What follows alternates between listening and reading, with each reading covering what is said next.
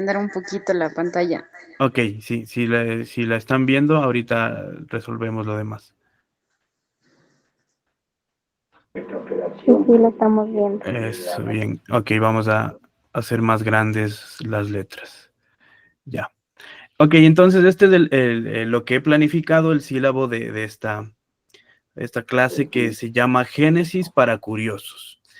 Después vamos a hablar un poquito acerca del nombre de la materia, que tiene como intención no solamente dar una pasada superficial al libro de Génesis, sino conversar y sobre todo escuchar las inquietudes que tengan alrededor de este libro, todos los que son parte de la clase, ¿no? Entonces, eh, otra vez repito, cada que quieran, abran su micrófono, interrúmpanme si es necesario, pero lo importante es que ustedes también puedan ser partícipes de estas sesiones.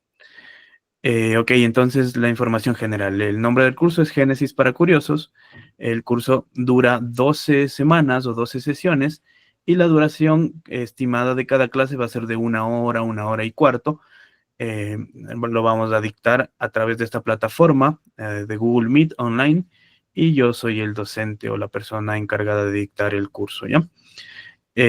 Descripción del curso. Este curso ofrece un acercamiento académico e integral al libro de Génesis, explorando su composición, su contexto histórico, su estructura literaria y sus principales temas teológicos. Vamos a usar los aportes de la crítica literaria, la historia antigua, las ciencias bíblicas y todos los aportes que nos ayuden a comprender mejor el texto este del Génesis. El curso también busca formar una comprensión sólida, crítica y espiritual del texto, especialmente de la primera parte del Génesis del 1 al 11, que vamos a hablar acerca de por qué se divide en dos partes de este libro, pero también abordando el resto del libro, que sería del 12 al 50, ¿no es cierto? Se utilizarán como referencia principal los tres textos, los aportes de estos señores, Jean Laur, Pierre Barado y María del Pilar Salas, que escriben tres libros. Uno se llama Génesis del 1 al 11, Los pasos de la humanidad sobre la tierra, Génesis para gente normal, de Peter Enns, y Gerard von Rad tiene un texto que se llama El libro del Génesis.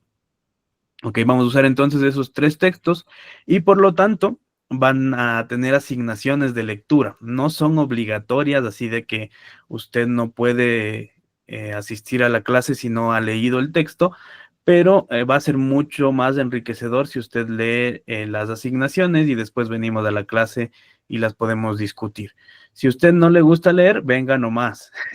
Y aquí igual podemos discutir acerca de la materia, ¿no? Porque yo sí me voy a dar el trabajo de ir exponiendo lo que aportan estas lecturas.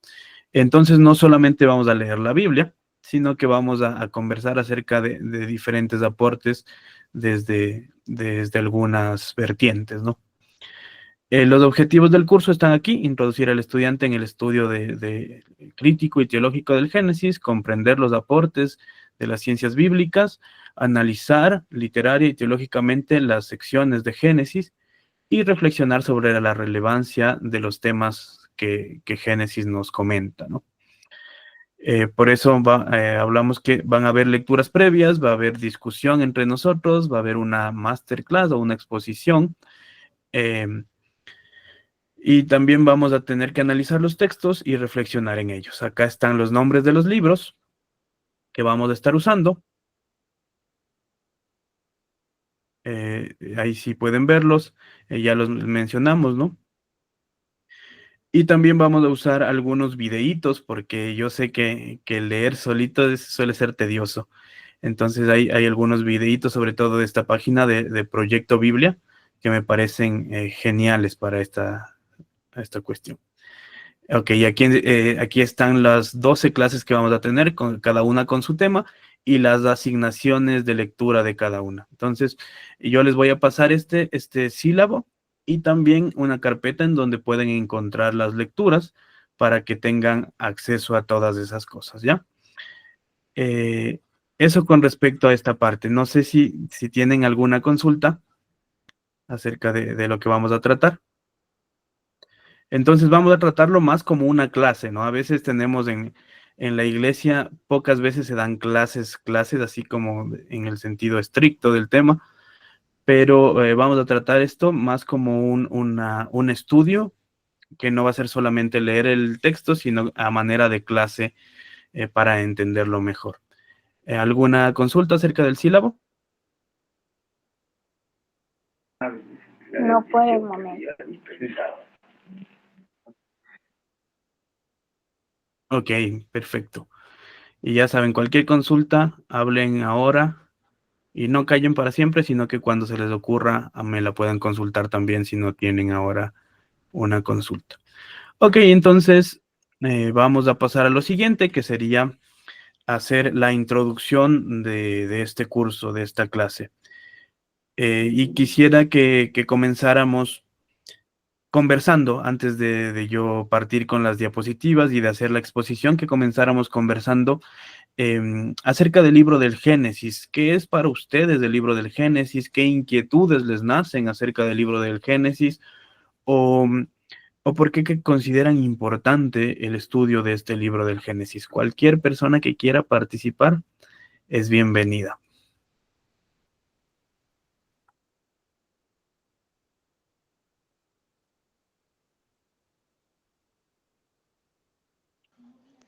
Mi hermano Panchito, muy buenas noches y todos los demás, buenas noches, Dios les bendiga.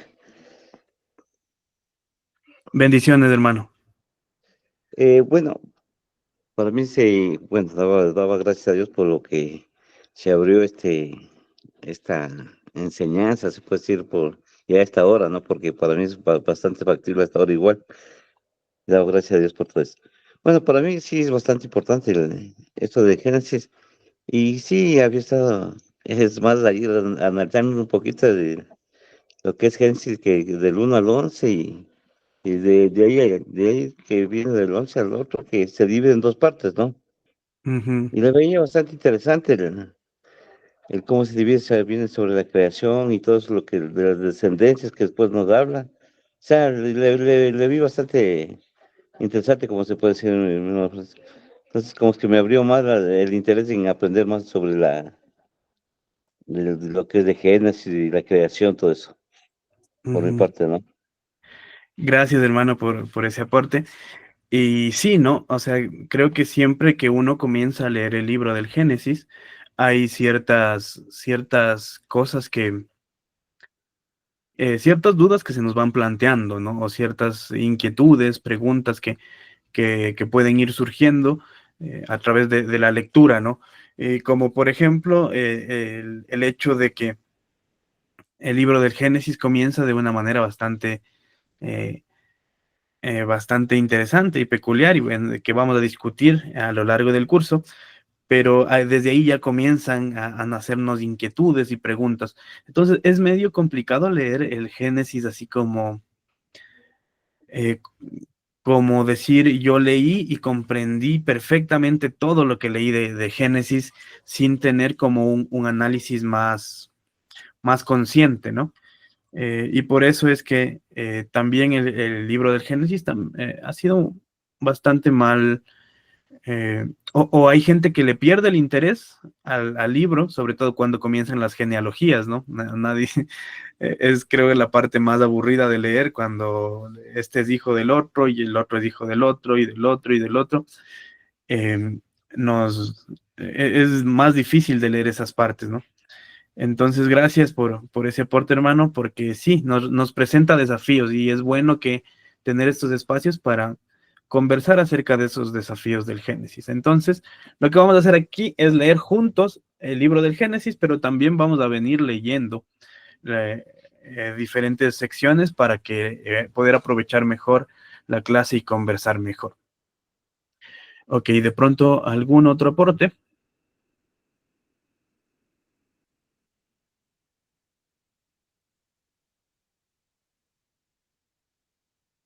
Bien, si no hay más, vamos a comenzar con la exposición de la primera parte de la clase. No se olviden que cuando vayan surgiendo las preguntas, pueden detenerme y hacer la pregunta que les vaya surgiendo. Eso es la riqueza de la clase. Si es que no hacemos eso, después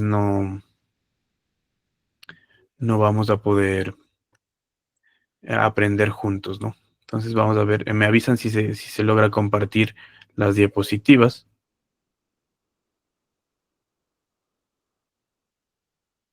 Creo que no se ve, ¿verdad? No, no se ve nada. Vamos a ver. Vamos a ver. Vamos con un error técnico aquí. Ahí sí. Sí, pero parece que tengo que poner esto en... Ya, regálenme un segundo nada más. Déjenme resuelvo esto. Modo presentación.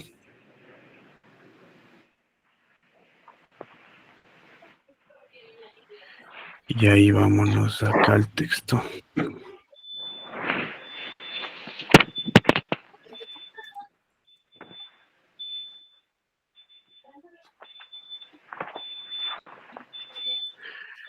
Ok, a ver, entonces, ahora sí.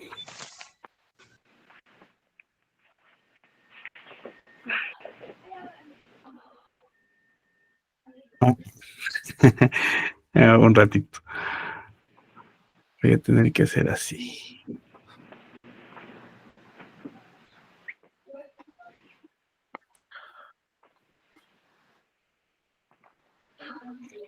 Como es la primera vez que estoy haciendo esto, entonces me surgen algunas dificultades técnicas.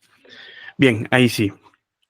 Ahí sí vamos a ver si es que podemos, si es que funcionan las...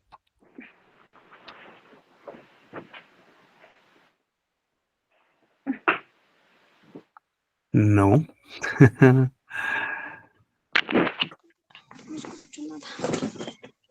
Ok, iba ya. Perfecto, vamos a ver cómo lo resolvemos. No puedo. Ya, ¿se ve ahí la pantalla?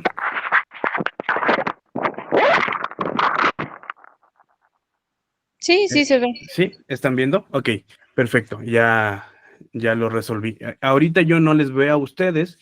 Entonces, si tienen dudas, de una vez abran el micrófono y comentan, ¿ya? Porque no sé cómo poder verlos mientras comparto la pantalla en grande.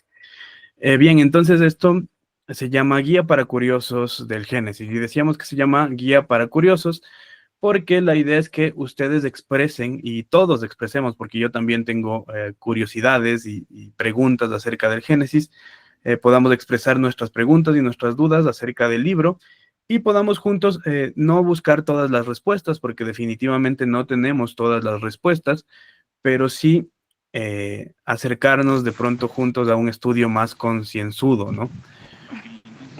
Ok, entonces por eso se llama Guía para Curiosos del Génesis de esta clase. Y la primera cosa de la que vamos a conversar es que es leyendo con los lentes correctos. ¿Hay alguien que tiene su micrófono abierto? De pronto lo puede... Eso, muchas gracias. Leyendo con los lentes correctos, entonces, ¿a qué me refiero leyendo, con esto de leyendo con los lentes correctos? Cada uno de nosotros tenemos usamos nuestra propia interpretación de lo que vemos o de lo que leemos, ¿no es cierto? Y normalmente esta interpretación tiene que ver con lo que somos. Dice un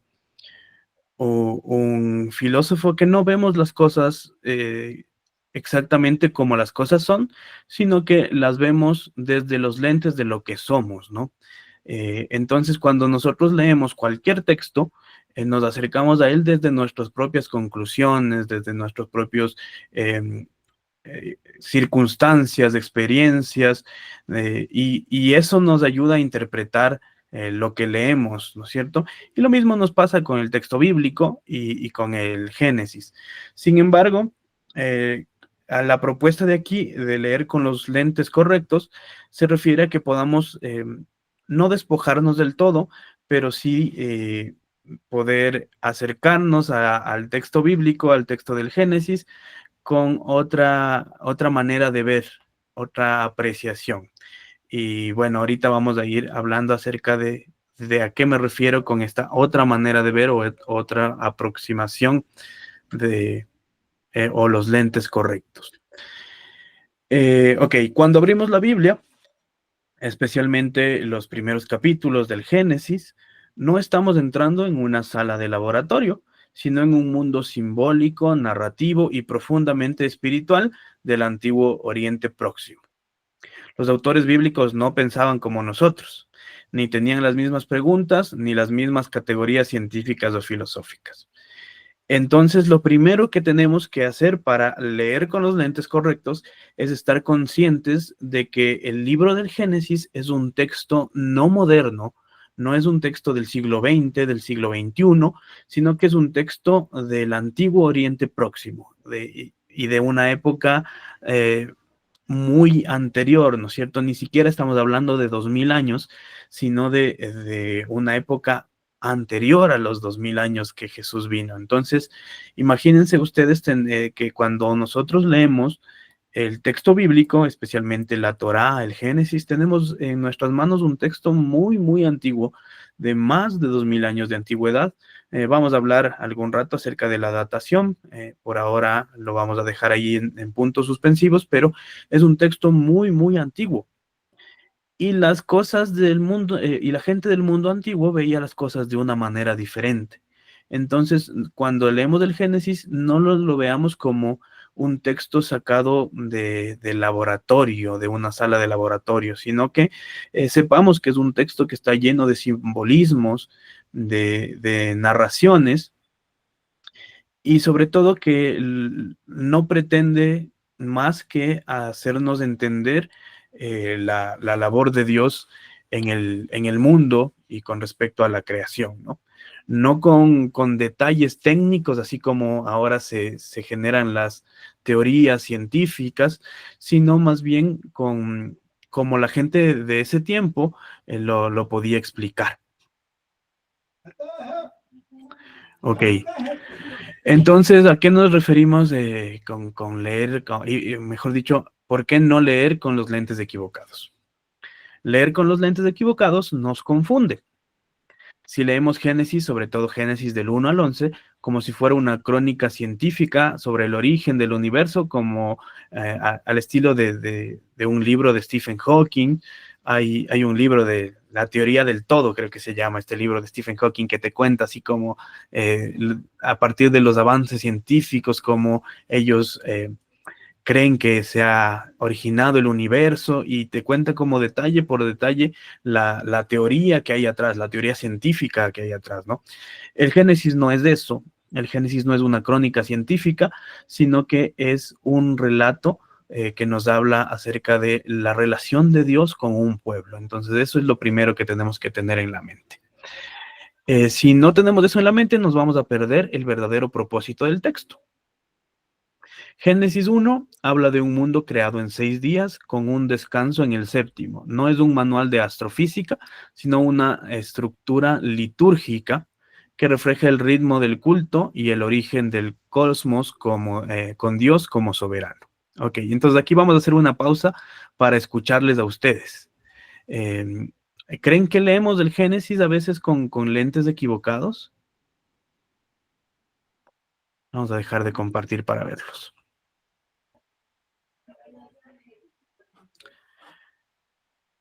Ok, tenemos a alguien más ahí.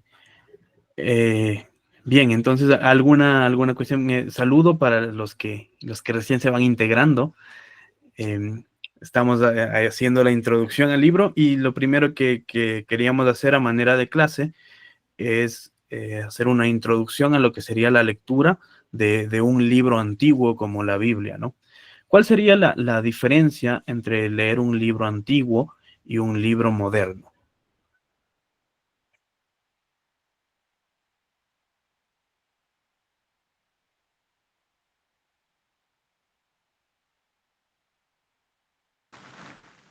Panchito, ¿a qué te refieres cuando dices un libro antiguo a un libro moderno? O sea, ¿te refieres a la Biblia y a un libro que publican recién? ¿O al Nuevo Testamento y el Antiguo Testamento? Eso, sí, justamente, gracias Blanquita por la pregunta. Justamente hablábamos, ¿no es cierto?, de que la Biblia, y específicamente el Génesis, que es la Biblia es una compilación de muchos libros, ¿no? Pero la Torá es también como una sección que es parte de esos primeros 5 libros de la Biblia. Entonces, sí, las dos cosas, tanto la Biblia completa como el libro de Génesis o la Torá son libros antiguos, relatos antiguos, de no solamente antiguo de hace 100 años o de hace 500 años, sino de hace, decíamos, más de 2000 años, ¿no es cierto? Y depende de cómo lo querramos ver ahí la datación exacta, pero es un libro muy, muy antiguo, de hace mucho, mucho tiempo. Y entonces ahí nace la pregunta, ¿no? ¿Cuál sería la diferencia entre leer un libro muy, muy antiguo, como la Biblia, o como cualquier otro libro muy, muy antiguo, ¿no? Y la diferencia entre leer un libro moderno de los que ahora encontramos en las bibliotecas o en las librerías. ¿Qué se les ocurre? Mi hermano Francisco, bueno, yo creo que el leer un libro antiguo sería donde está hablando de cosas pasadas, de cosas de anteriores, se puede decir, ¿no? De una manera, ¿cómo puedo decirle? De una manera media, como se puede decir, como rústica, algo así. Ok. A la diferencia de un libro actual, un libro moderno, ¿no? Que donde ya se habla más sofisticadamente todo eso. Más o menos le veo yo algo así, ¿no? Sí, gracias, hermano Raulito. Sí, se puede ver así. Y bueno, tal vez la palabra de una manera rústica de pronto no les guste a algunos, pero sí, lo correcto es eso, ¿no? Es un libro que nos habla de maneras diferentes. La manera de comunicarse en la modernidad no es la misma manera de comunicarse de los pueblos antiguos, ¿no es cierto? Usted puede incluso hacer el ejercicio de ir no tan atrás en el tiempo, tal vez unos 50 años, 60 años, y preguntarle a alguien que conozca, que vivió hace mucho, bueno, no hace mucho tiempo, sino en una época anterior a la nuestra, de pronto, si alguien tiene todavía abuelos, preguntarle cómo veían la gente las cosas en su época, ¿no? Y se va a dar cuenta que solamente el hecho de irse 50 años atrás ya nos trae que la manera de comunicarse es diferente, ¿no? Que la manera de contar las cosas es diferente. Y asimismo, y con mucha más razón, cuando hablamos de épocas mucho más alejadas en el tiempo, como 2000 años atrás, ¿no? Bienvenido, hermano Carlitos.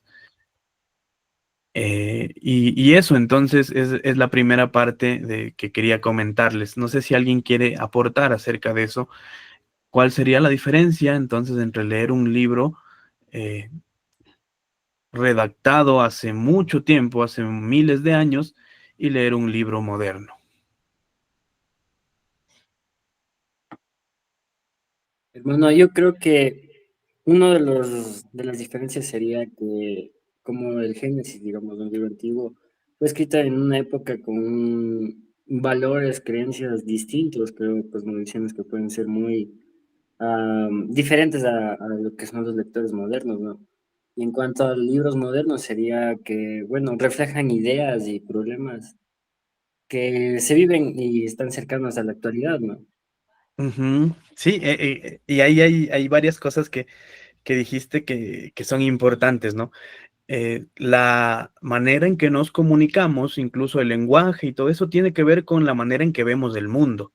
Y ahí usaste esa palabra, la cosmovisión, ¿no? Cómo vemos nosotros el mundo, el cosmos, bajo qué lentes los vemos. Y entonces, si la cosmovisión del tiempo antiguo es diferente, entonces nosotros para entender de mejor manera los relatos del tiempo antiguo, tendríamos que intentar cambiar nuestros lentes modernos por los lentes antiguos, ¿no? Gracias, Dani, porque nos ayudas a aclarar ahí esos conceptos. Y eso es lo que vamos a intentar. No lo vamos a lograr al 100%, siempre en nuestra cabeza va a haber la intención de comprobar todo a la manera moderna, pero vamos a intentar discernirlo un poco así, ¿ya? Bien, entonces voy a volver a compartir la pantalla y continuamos.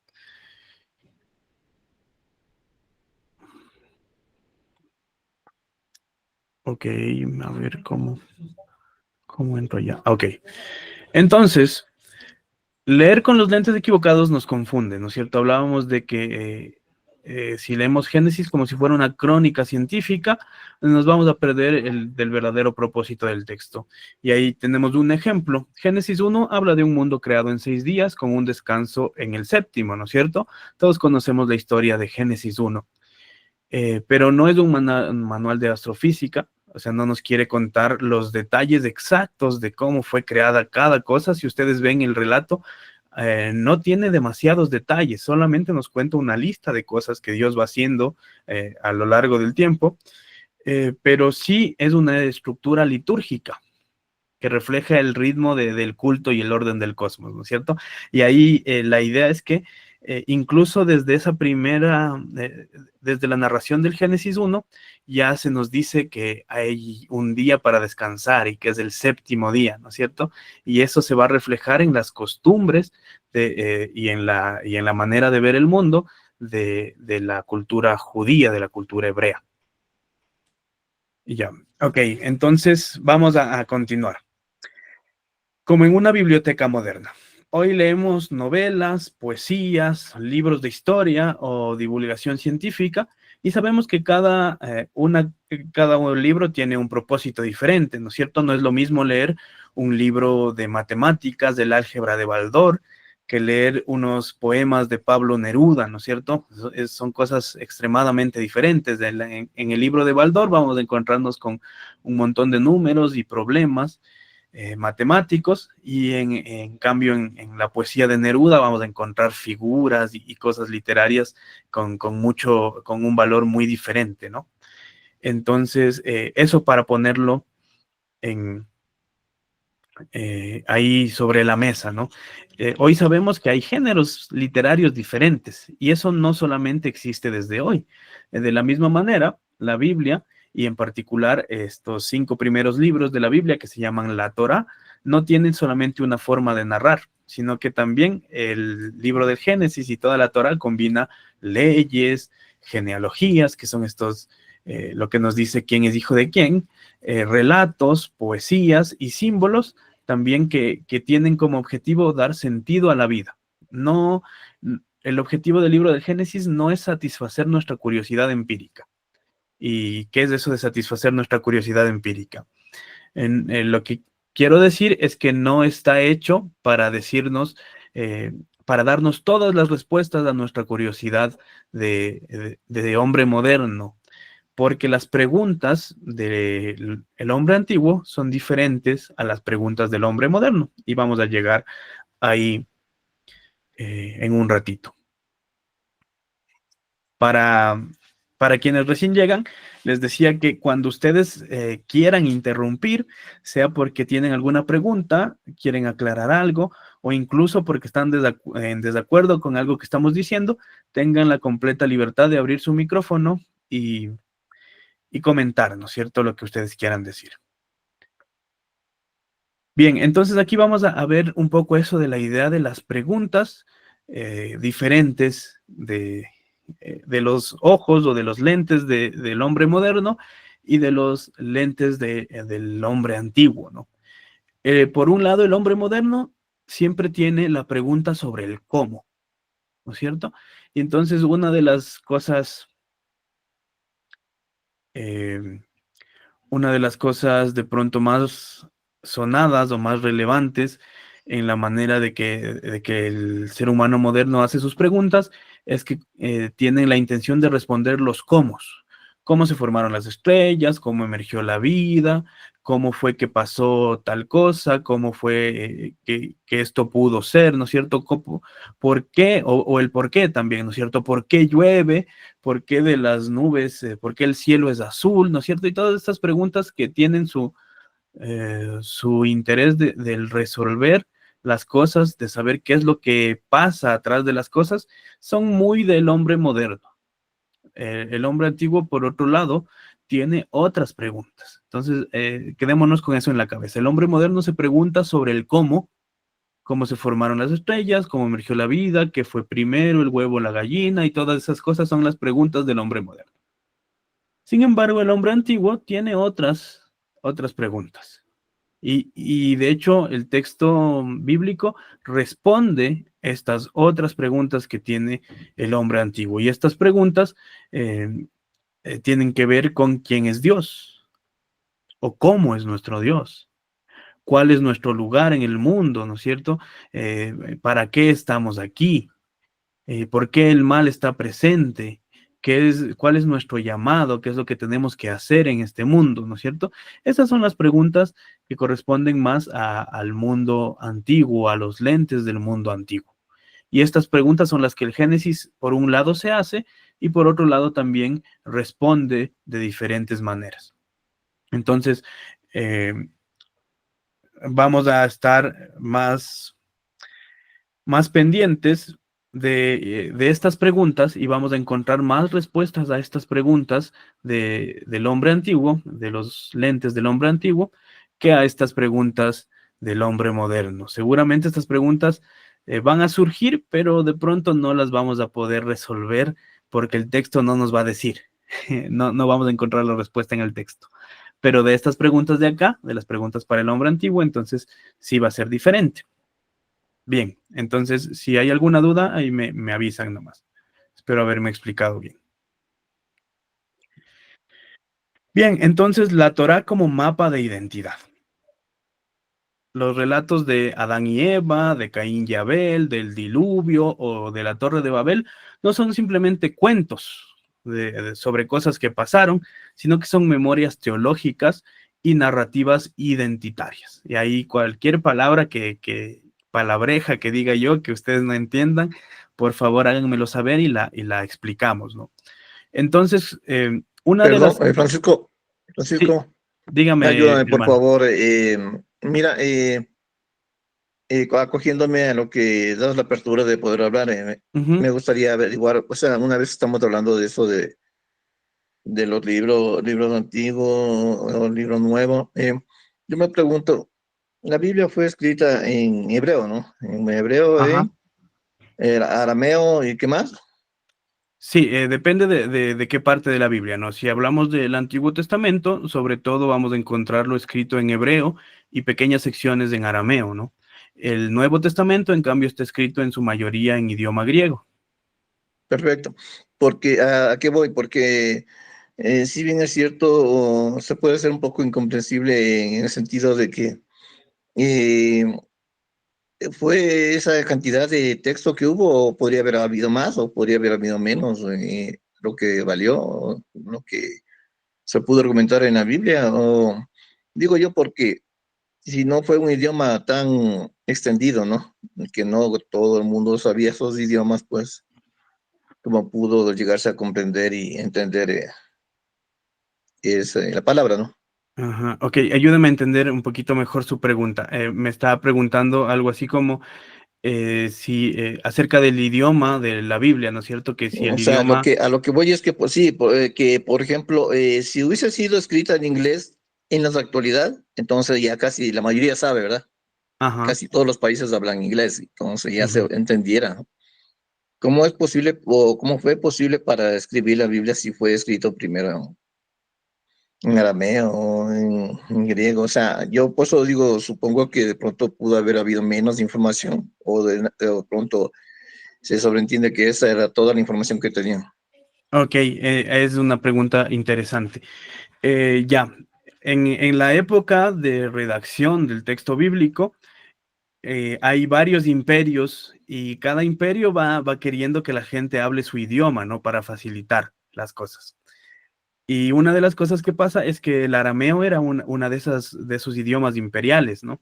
El arameo era hablado en toda Mesopotamia como el idioma imperial dominante, ¿no? El arameo viene de Babilonia y es como el idioma que impera, pero siempre el pueblo judío tiene la intención de mantener su idioma como cuestión de identidad, ¿no?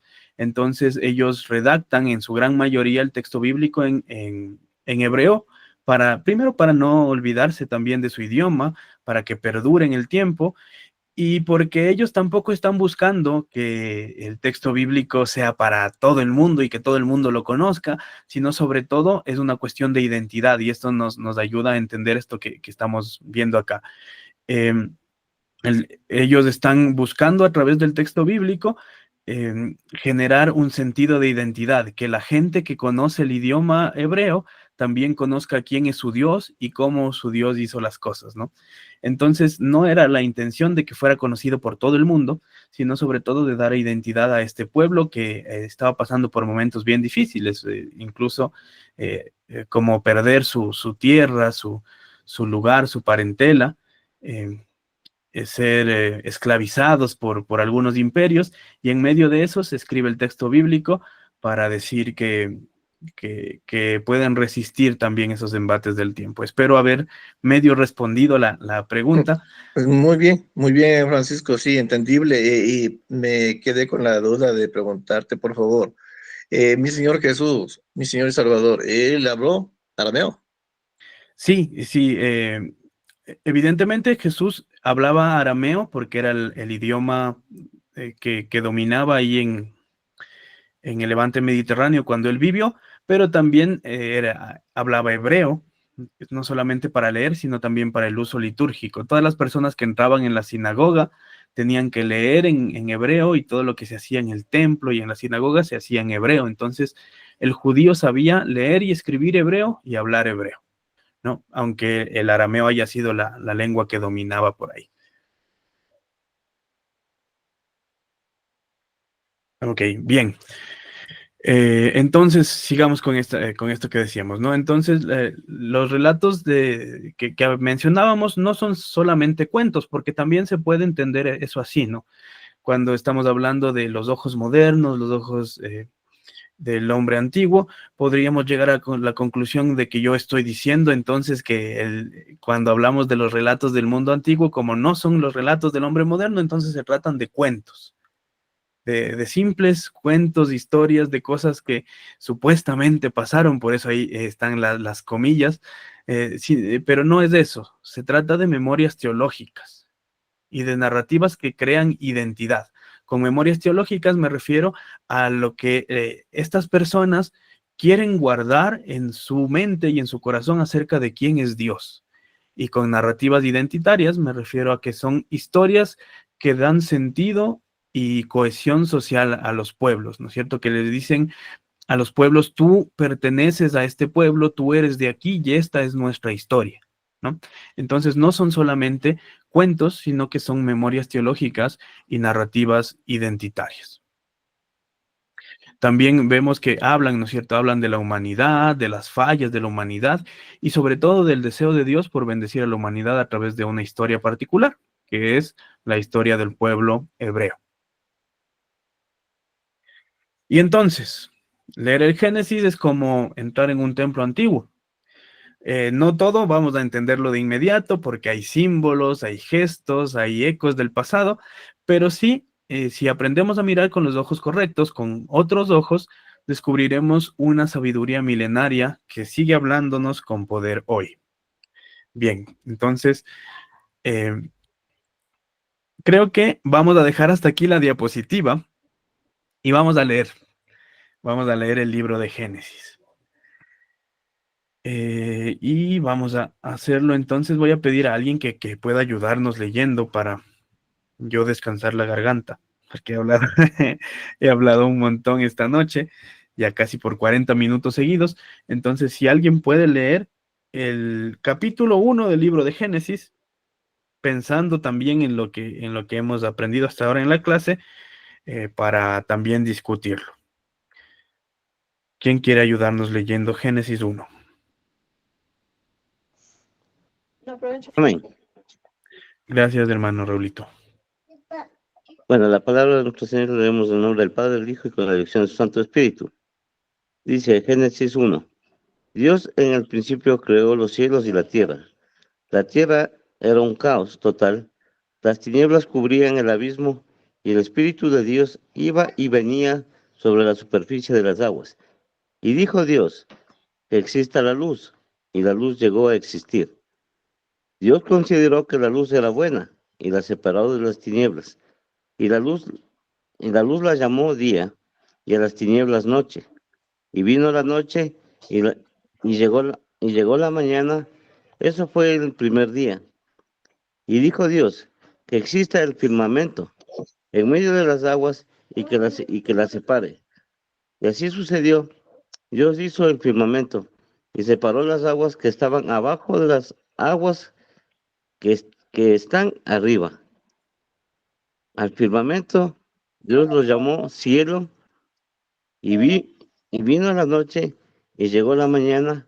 Ese fue el segundo día. Y dijo Dios, que las aguas debajo del cielo se reúnan en un solo lugar, y que aparezca lo seco. Y así sucedió. A lo seco Dios lo llamó tierra, y al conjunto de aguas lo llamó mar. Y Dios consideró que esto era bueno.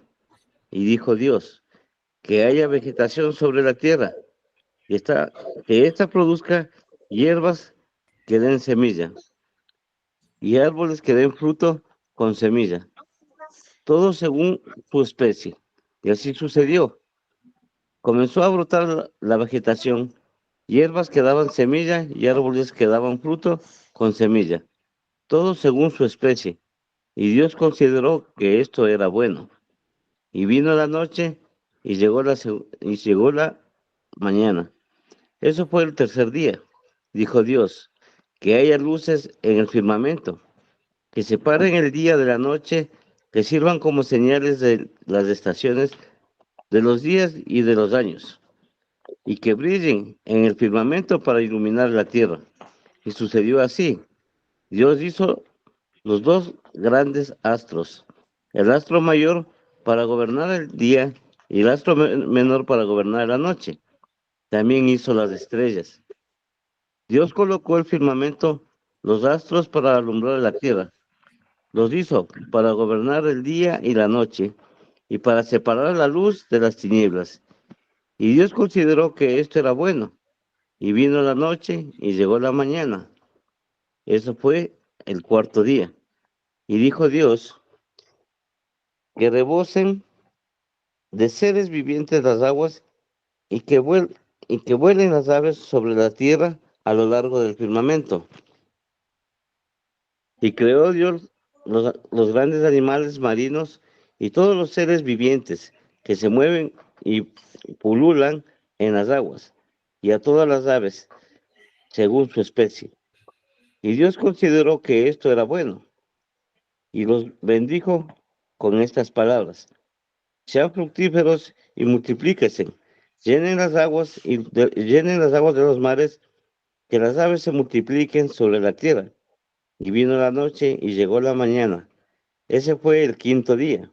Y dijo Dios, que produzca la tierra seres vivientes, animales domésticos, animales salvajes y reptiles según su especie.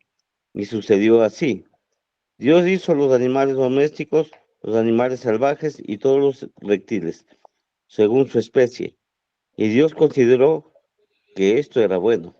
Y dijo, hagamos al ser humano a nuestra imagen y semejanza, que tenga dominio sobre los peces del mar y sobre las aves del cielo, sobre los animales domésticos, sobre los animales salvajes y sobre todos los reptiles que se arrastran por el suelo.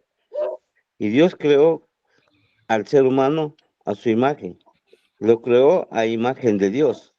Hombre y mujer los creó, y los bendijo con estas palabras: sean fructíferos y multiplíquense, llenen la tierra y sométanla, dominen a los peces del mar y a las aves del cielo, y a todos los reptiles que se arrastran por el suelo. También les dijo, yo les doy de la tierra todas las plantas que producen semilla, y todos los árboles que dan fruto con semilla. Todo esto les servirá de alimento. Y doy la hierba verde como alimento a todas las fieras de la tierra, a todas las aves del cielo y a todos los seres vivientes que se arrastran por la tierra. Y así sucedió. Dios miró todo lo que había hecho y consideró que era muy bueno. Y vino la noche y llegó la mañana. Ese fue el sexto día. Así quedaron terminados los cielos y la tierra, y todo lo que hay en ellos. Al llegar al séptimo día, Dios descansó, porque había terminado la obra que había emprendido. Dios bendijo el séptimo día y lo santificó, porque en ese día descansó de toda su obra creadora. Esta es la historia de la creación de los cielos y la tierra. ¿Sigo nomás, mi hermano Francisco? No, está bien, hermano, muchas gracias, hasta ahí estamos bien. Entonces, si alguien viene siguiendo la lectura, se va a dar cuenta que nuestro hermano Raúl leyó no solamente el capítulo 2, sino que leyó una parte inicial del capítulo 3, ¿no es cierto? Espero que se hayan dado cuenta de eso. Y la razón es clarísima. Parece ser que el relato del capítulo 1 no se termina cuando termina el capítulo 1, ¿no es cierto? Se termina unos versículos después. Podemos decir que se termina en el versículo 3. Dios descansó ese día de su obra creadora, ¿no? Y el capítulo 2 del versículo 3, ¿no? Y entonces ahí hay varias cosas que podemos hablar del texto de Génesis y solamente en este primer capítulo ya ha habido un montón de cosas que se han conversado, de dudas que ha tenido la gente, de cosas que de pronto algunos estén albergando alguna duda. Eh, Como por ejemplo del por qué el orden de la creación, ¿no es cierto? ¿Por qué primero una cosa y después otra? ¿Por qué dice la Biblia también que en el principio estaba la tierra desordenada y vacía, ¿no? En el principio dice, Dios creó los cielos y la tierra estaba desordenada y vacía. ¿Cómo es eso? Que Dios creó la tierra y la tierra ya estaba desordenada. Me parece que es como cuando uno arregla el cuarto y de una vez se desordena, ¿no? Entonces, Sí, eh, hermano sí, Francisco, perdón que le interrumpa. adelante, hermano. Yo tengo una inquietud, bueno, eso es hace mucho tiempo atrás. Esto nos quiere indicar de que esto anteriormente hubo vida aquí ya, o no. O sea, bueno, me da una intriga a mí eso, ¿no? Porque dice que encontró todo desordenado y vacío, pero eso quizás si quiere como que me da a entender que anteriormente ya hubo vida acá. Ujú. No Sí, sé. hay muchas interpretaciones que se van por ese lado, ¿no es cierto? Que dice, bueno, ¿cómo va a quedar desordenado? Alguien tuvo que desordenarlo, ¿no es cierto? No vas a crearse y de una vez estar desordenado. Alguien tuvo que haberlo desordenado. Y por lo tanto, algunas personas, de hecho, muchos rabinos judíos con esa inquietud, han escrito secciones que se llaman midrashes judíos, en donde intentan explicar de una primera creación, ¿no? Y que hubo una primera creación de Dios y que esta creación fue como que un fracaso y después Dios tuvo que volver a ordenar todo. El texto bíblico no nos dice eso. El texto bíblico lo que nos dice es que en el principio Dios creó los cielos y la tierra estaba desordenada y vacía. Todo lo demás que podamos aportar sería como extra bíblico, ¿no es cierto? Está fuera del texto bíblico. No quiero decir que no sea posible ni que esté mal, simplemente decir que no está en el texto bíblico, ¿no? Pero sí, hay algunas interpretaciones que, como decía nuestro hermano Raúl, dicen que entonces hubo vida antes de la creación del ser humano porque la tierra estaba desordenada y vacía, pues tuvo que haber existido algo. Y ahora, si no hay inquietudes, quiero que podamos ver un videíto corto ya para la última sección de la clase que nos pueda ir orientando acerca de esta cuestión. ¿Alguna pregunta de pronto antes de comenzar con el video?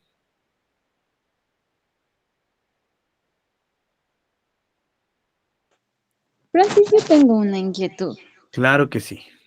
Verás, o sea, en el momento que Dios creó la tierra, Ujú, o sea, también abarca en que Dios creó todo el universo, porque, o sea, yo escucho que dicen que aparte de la tierra, de este universo, existen multiuniversos, ujú, inclusivemente hay vida, ujú.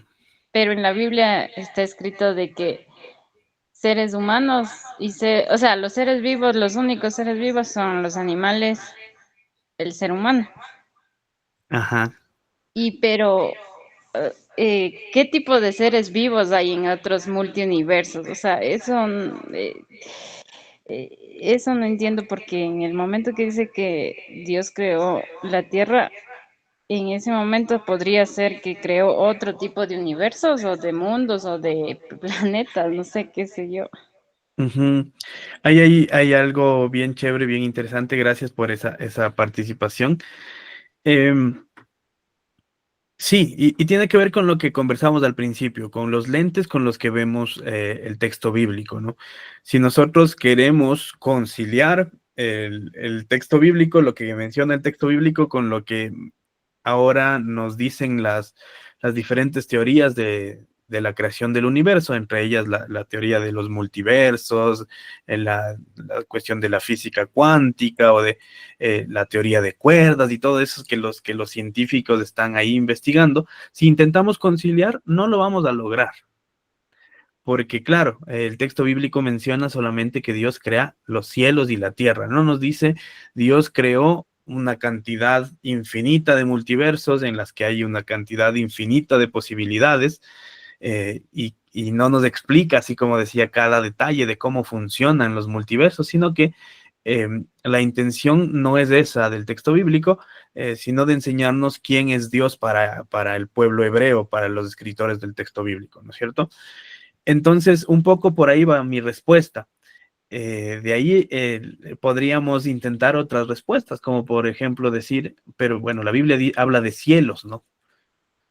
Entonces, ahí, si queremos jugar ahí con las palabras, en cielos podemos meter todo lo que nos guste, ¿no? No solamente el firmamento, que es lo azulito que vemos encima donde están las nubes, sino los planetas, los astros, y por ahí podemos meter los multiversos también, ¿no?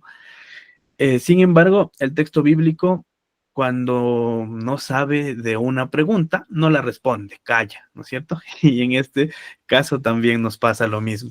El texto bíblico no nos cuenta eso, porque su intención más que hablarnos de física, es hablarnos de la experiencia del pueblo hebreo con su Dios y de cómo esa experiencia es la que va forjando su identidad. De pronto la respuesta no, no nos satisface, pero de pronto poco a poco va tomando más sentido. Ténganme un poquito de paciencia. Ok, vamos con el video, ¿ya? Bueno, Perdón, Francisco, perdón. Ayúdame, por favor. Mira, yo creyera que no existe nada antes, ujú, porque entonces entraríamos en una interpretación de que, y no tiene sentido que Jesús haya venido para salvar a un mundo, algo que creó y se creó antes, entonces, ¿para qué? O sea, no tendría sentido ujú, si antiguamente hubiese hecho otro mundo que estuvo habitado. O sea, no tiene sentido eso. Para mí, la creación se hizo y de base como primera vez para el humano. ujú. No me parece, digo yo, no, para mí. Gracias. Sí, gracias, hermano Carlitos. Sí, claro, es importante también su apreciación y sí, no, podríamos tener esa objeción. Aparte de, entonces, ¿cuántas veces el Señor ha intentado la creación? No podríamos saber, ¿no? Porque si ya intentó una vez antes y después tenemos el relato de Noé, ¿no es cierto? En donde el Señor vuelve como a refundar el mundo. Entonces, ¿cuántas veces mismo el Señor ha intentado con la creación? ¿No es cierto? Es una pregunta que puede surgir. Y por eso mi propuesta es que intentemos ceñirnos a lo que nos dice el texto, que abordemos nuestras dudas y todo eso, pero las abordemos desde la perspectiva de que hay cosas que simplemente no sabemos, ¿no? Entonces, o hay cosas que el texto bíblico no dice, tal vez porque su intención no sea comunicarlas. Eh, y ahí creo que está una de esas cosas. No, para no irnos por eso, por la teoría entonces de que había vida antes en la Tierra. Vamos a ver un videíto corto. Mi hermano, Francisco, disculpe que le interrumpa. Claro. Estoy juntamente con mis hijas, estamos escuchando aquí Y bueno, mi hija Jocelyn tiene una inquietud, porque dice que seríamos vegetarianos, me dice ella, porque dice, en el versículo 29, Ujú, 1:29, dice, también les dijo, yo les doy de la tierra todas las plantas que producen semilla, y todos los árboles que dan fruto con semilla. Todo ujú, esto le servirá de alimentos, y doy la hierba verde como alimento a todas las fieras de la tierra, a todas las aves del cielo, y a todos los seres vivientes que se arrastran por la tierra. ujú. O sea, la pregunta de mi hija me decía, seríamos todos, o sea, ¿a qué momento, me dice, a qué momento nos Parecimos volvimos carnívoros. carnívoros? O sea, Ujú. sí, justamente era la pregunta de Ana Francisca. Sí, es bien loco porque no solamente en Génesis 1, sino en Génesis 2 también nos vuelve a repetir que el Señor dice, ustedes pueden comer de los frutos de la tierra, ¿no es cierto? Y como usted mencionó, y no solamente ustedes, sino todas las aves, todas las bestias. Y yo he creado, como decir, el follaje, las plantas, para que ustedes puedan alimentarse de eso, ¿no es cierto? Y ahora vemos que no es así, ¿no? Vemos que no solamente nosotros comemos carne, sino que los animales también se alimentan de otros animales. Podríamos entonces intentar una interpretación de decir, entonces todos eran vegetarianos antes de la caída del hombre, de pronto, ¿no? Eh, Sin embargo, bueno, lo loco es que cuando el Señor crea los animales, no vuelve a mencionar que los creó para alimentar al ser humano o algo así, sino que le da la labor a Adán de que les ponga nombre, ¿no? De que sea el mayordomo de la creación. Y bueno, sí, hay esa interpretación, sobre todo desde el adventismo. Van a escuchar mucho que el Señor en el diseño original nos hizo a todos vegetarianos y es basado en estos textos bíblicos. Sin embargo, como ven, los animales también comen otros animales y el Señor no se los dijo así. Entonces, no, yo no veo que los animales hayan sido parte de la caída del hombre. Entonces, ahí hay una inconsistencia en esa interpretación. Bien, vamos con el videito ahora sí, para, para ir terminando la clase. Me gusta mucho que puedan expresar sus dudas porque eso es lo que hace, lo que enriquece la clase. Entonces vamos a ver este videito del proyecto Biblia, que les recomiendo mucho, mucho el proyecto Biblia. Pues de hecho voy a subir algunos videos del proyecto Biblia ahí en la carpeta que estoy creando para la clase para que puedan también revisarlos. Voy a ponerle play. El primer libro de la Biblia se llama Génesis. Y vamos a mirar bien de cerca la primera página del libro de Génesis. Es una narración elaborada cuidadosamente que muestra cómo Dios creó y organizó el cosmos. Bien, vamos a ver. Antes de seguir, ¿sí se está escuchando el audio del video? Si puedes subir No un se, poquito, no se mejor. escucha tan bien, mi hermano Francisco. Ya voy a ver qué puede estar pasando.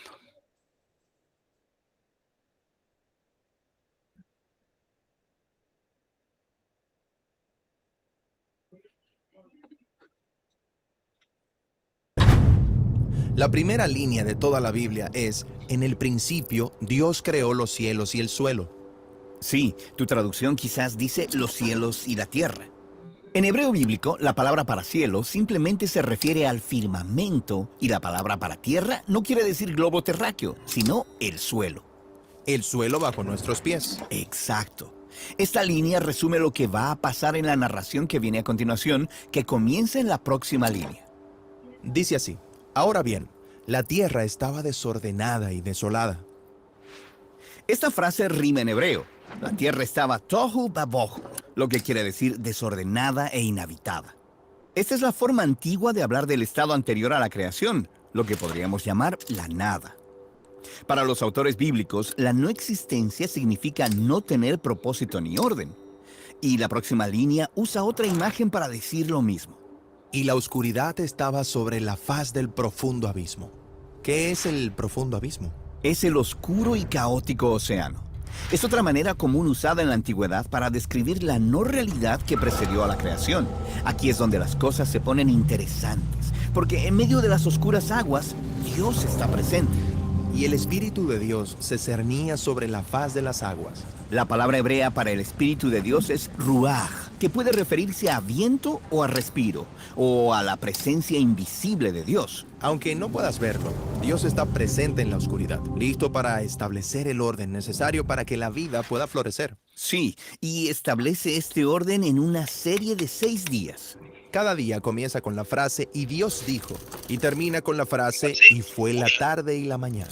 Sí, cada día resuelve los problemas presentados en el versículo 2, que no hay orden ni habitantes. Por lo que en los días 1 al 3, Dios divide esa oscuridad desordenada en 3 reinos ordenados. Y entonces, en los días 4 al 6, Dios llena la tierra baldía y deshabitada con criaturas. ¡Qué interesante! Veamos cómo. Ok, la primera esfera de orden empieza con la luz en el día 1. Ah, sí, que sea la luz. Esta es la gloriosa luz de Dios que llena y limita la oscuridad y separa el día de la noche. Dios establece el orden del tiempo. Bien, y entonces en el segundo día, que haya una bóveda entre las aguas, que separe el agua del agua. ¿Y qué es la bóveda? En la cultura de los autores bíblicos, el cielo era percibido como un domo sólido que retenía las aguas. Aquí Dios es retratado como el que divide las aguas del caos por la mitad, lo que crea el reino del cielo y de los mares. Y después, en el tercer día, que las aguas bajo el cielo se reúnan en un lugar y que el suelo aparezca. Dios está estableciendo el reino de la tierra que emerge de las aguas caóticas. Y luego, en el tercer día, hay un acto creativo extra. Dios invita a las plantas y a los árboles frutales con semilla a surgir de la tierra. De acuerdo. Entonces tenemos el reino del tiempo, del cielo y de los mares, y del suelo, y todos tienen un orden. Exacto. Ahora es tiempo de llenar estos reinos de los días 1 al 3 con habitantes. Y esto es lo que pasa en los días 4 al 6. Y entonces, en el día 4, que haya luces en la bóveda del cielo. Dios instala las lumbreras, el sol, la luna y las estrellas como señales y símbolos que reflejen la luz misma de Dios. Él les da de su propio poder real para separar el día y la noche. Y en el quinto día, que las aguas se llenen de criaturas vivientes y que las aves vuelen por encima de la tierra. Sí, estas son las criaturas que viven en las aguas de abajo y las que vuelan cerca de las aguas arriba. Y entonces, finalmente, en el sexto día, que la tierra produzca criaturas vivientes. Emergen del suelo para vivir sobre la tierra. Y entonces, similar al acto creativo extra del tercer día, Dios hace a una criatura terrestre muy especial, al ser humano, o en hebreo, Adán. Sucesivamente, Dios les provee todas las plantas del tercer día como abundante alimento. Ahora, una y otra vez, Dios dice que lo que Él creó era bueno. Y entonces, luego de hacer a los humanos, Dios dice que es muy bueno. Sí, la humanidad es el momento culminante de los días 1 al 6, y su importancia es explicada en el primer poema de la Biblia. Así que Dios creó a la humanidad a su imagen de Dios los creó, varón y hembra los creó. Los humanos vienen del suelo como las demás criaturas terrestres, pero también son mucho más. Ellos son imagen de Dios, lo que significa que hombres y mujeres juntos encarnan y representan al Creador en su creación. Dios los bendijo y dijo: sean fructíferos y crezcan en números, llenen la tierra y sométanla, reinando sobre las criaturas. Este es el propósito de ser imagen de Dios, supervisar la creación como compañeros y representantes de Dios en el mundo. Genial. Ahora, luego de los 6 días, tenemos una línea conclusiva que nos lleva de regreso a las palabras claves de la línea inicial. Y así se completaron los cielos y la tierra y todos sus habitantes. Excepto que hay un día más. Está fuera del patrón de los días 1 al 6. Es el gran momento culminante. Y Dios completó en el séptimo día la obra que había hecho. Y Él descansó en el séptimo día de toda la obra que había hecho. Y Dios bendijo el séptimo día y lo apartó como santo. Así que Dios descansó en el séptimo día. Esta es una imagen bíblica habitual en la que Dios, luego de ordenar el cosmos, viene a descansar y morar en su espacio sagrado. Es como si el mundo entero fuera un templo sagrado donde Dios vive con su pueblo. Ahora, esa frase, fue la noche y la mañana, no aparece en el día 7. Es cierto, el séptimo día no tiene fin. Esto es porque Génesis 1 está describiendo la visión ideal para todo el cosmos. Como un lugar donde Dios y sus compañeros rigen el mundo en armonía para siempre. Sí, el séptimo día es la meta de la creación. De hecho, es muy importante que el autor de Génesis haya entrelazado el número 7 en cada parte de esta historia. Hay 7 días en la creación, hay 7 anuncios de que la creación es buena, hay 7 palabras hebreas en el primer versículo y luego 2 veces 7 palabras hebreas en el versículo 2. Y entonces, la declaración sobre el séptimo día tiene 3 líneas de 7 palabras. ¡Wow! O sea que la primera página de la Biblia está haciendo mucho más que solo contarnos cómo fue hecho el mundo. Exacto. Génesis 1 fue diseñado para mostrarnos que el propósito de Dios es compartir la creación con sus imágenes, para que puedan descansar y reinar con Él para siempre. Y ese propósito es de lo que se trata toda la historia en la Biblia. Nuestra misión en Bible Project es ayudar.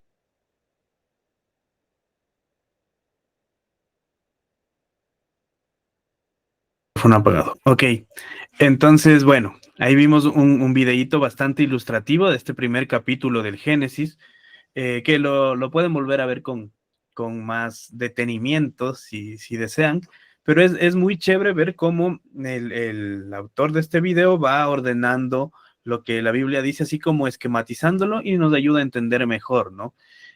Hay algunas cosas curiosas, ¿no? Como la idea de que el Señor nosotros pensamos en la creación como algo de la nada, ¿no? Ex nihilo se llama desde la filosofía y todas esas cosas. Dicen que todo se creó de la nada, ¿no es cierto? Sin embargo, en el texto bíblico nos muestra que el principio, que la creación, más que formar las cosas de la nada, tiene que ver con el Señor ordenando cada cosa, ¿no? Y cómo del caos y de todo eso el Señor saca algo bueno, eh, de lo que era caótico, oscuro, lleno de tinieblas, Él saca cosas buenas, 7 cosas buenas, ¿no? Eh, y ahí hay varias curiosidades que podemos seguir conversando. Sin embargo, ya creo que es tiempo de irnos a dormir. Entonces vamos a ver si hay alguna pregunta última, y podemos ir cerrando también esta sesión.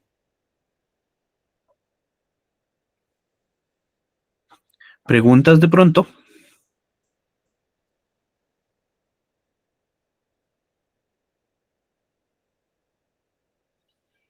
Ok, está bien.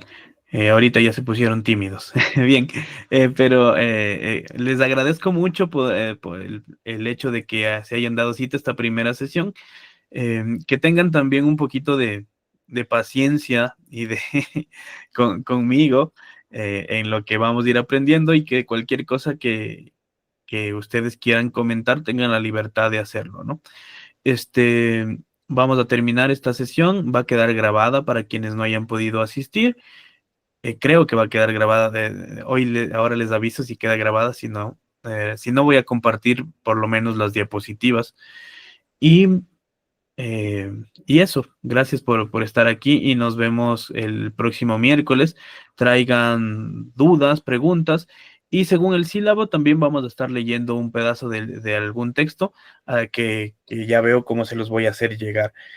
Quisiera ver si es que alguien me puede ayudar haciendo un grupito de WhatsApp con quienes son parte de esta clase, para por ahí compartirles los links de las clases para los que no hayan podido ver, y también se me va, y las lecturas que vamos a estar haciendo para que puedan tenerlas ahí. ¿Quién se anima a hacer eso? Voy a tomar aquí un screenshot. Si alguien, si alguien puede prender su cámara, estaría buenísimo para ahora tomar un screenshot así como fotito y dejar en constancia que nos hemos reunido. Gracias, hermano. Ahí anímense a mostrarnos su rostro.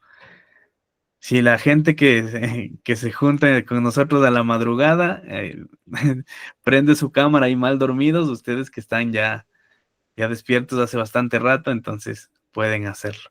Ya, vamos a ver cómo como una foto. Gracias, Danielito, también. Vamos a hacer una foto, ¿ya? Entonces, a la voz de 3, ahí pongan sus mejores caras para verles. 1, 2, 3. Ya, ahí se quedó la captura. Ya, opiniones acerca de la clase. ¿Les gustó? ¿No les gustó? ¿Qué les pareció?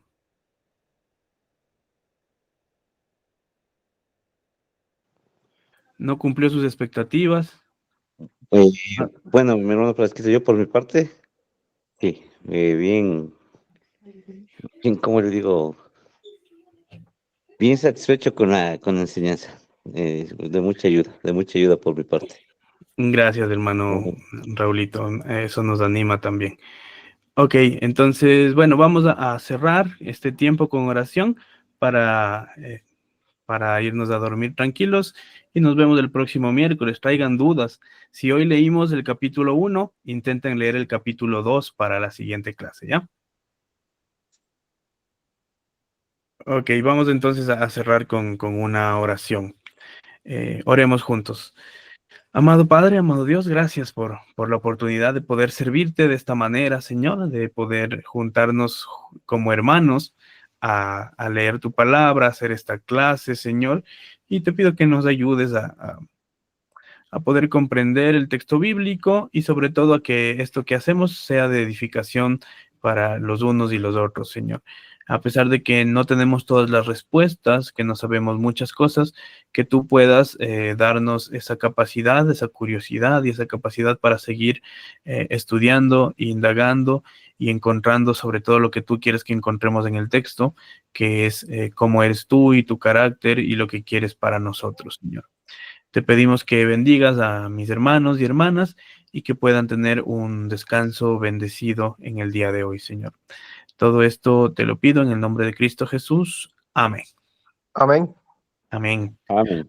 Ok, entonces como nadie se animó a hacer el grupo de WhatsApp, me va a tocar hacer a mí mismo. Aceptaránme por ahí.